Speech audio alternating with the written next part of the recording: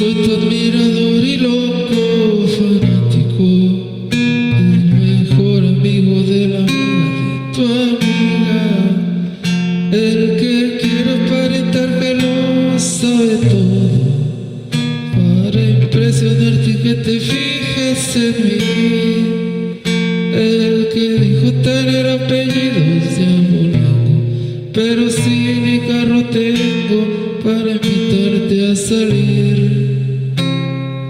Soy el que te dio el recado diciéndote que me gustabas. Soy el que se come las uñas si enfrente de mí te paras. El mismo que te dio la rosa, por cierto que no fue comprada, por no traer nada en la bolsa. Me la robé y te dije que era una flor cara. Para impresionarte he hecho mil locuras. Para impresionarte he hecho travesuras.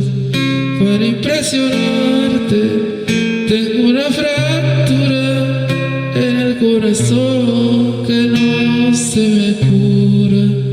Para impresionarte estoy alucinado con tu cara de ángel que me ha enamorado. Por impresionarte yo fui el impresionante.